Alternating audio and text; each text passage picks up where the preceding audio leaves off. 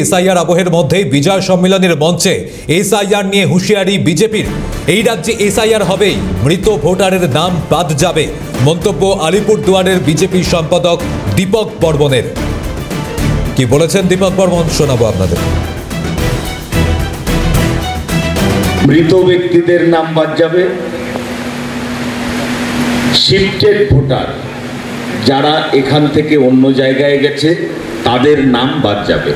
এই দুটো সেকশনের নাম বাদ যাবে। ভোটার এই তিনটা সেকশন বাদ যাবে। তো প্রথম দুটো সেকশন নিয়ে কোনো মতভেদ নাই, কোনো এটা নিয়ে বিরোধ নাই, কিন্তু পরের যে বিষয়টা, যে সংখ্যাটা কত হবে সেটা আমরা জানি না। অবৈধ ভোটার বর্তমান আইনের নিরিখে ভারতবর্ষে প্রচুর আছে, তার মধ্যে অবশ্যই পশ্চিমবঙ্গ। 1985 সালের পর 2014 সালের আগে ভারতবর্ষে এসেছে।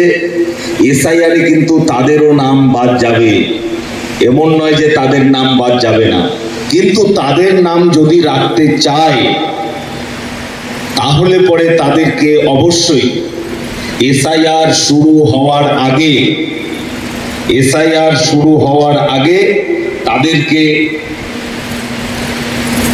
আমাদের ভারতবর্ষের নাগরিকত্ব দেওয়ার জন্য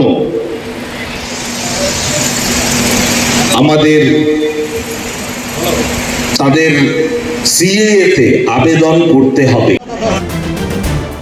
আর এই প্রসঙ্গে আপনাদের শোনাবো বিজেপির জেলা সভাপতি কি বলছেন, পাশাপাশি আপনাদের শোনাবো বিজেপির রাজ্য সম্পাদক কি বলেছেন।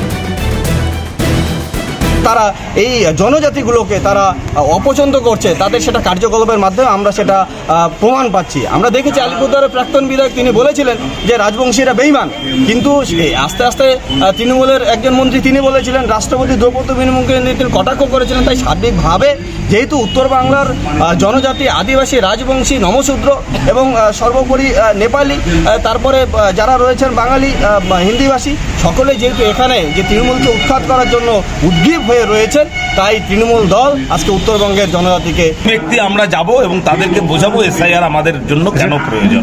তৃণমূল পদক্ষেপ নিলে আপনারা কি করবেন? তৃণমূল পদক্ষেপ নিলে, তারা পদক্ষেপ বলতে কি পদক্ষেপ? তারা যদি ধরুন গিয়ে পদক্ষেপ নেয় যে তারা ডেপুটেশন দিতেই পারে।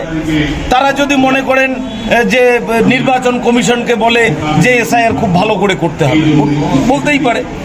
কিন্তু তারা যদি, যারা বিএলও আছে তাদেরকে যদি আঘাত করে, সেটা দেখবার দায়িত্ব নির্বাচন কমিশনের, সেটা বিজেপির দেখবার দায়িত্ব। যদি বিজেপির উপরে কোনোভাবে আসে, বিজেপি তা প্রতিহত করতে জানে, প্রতিরোধ করতে জানে, প্রতিবাদ করতে জানে, প্রয়োজন হলে পরে প্রতিশোধ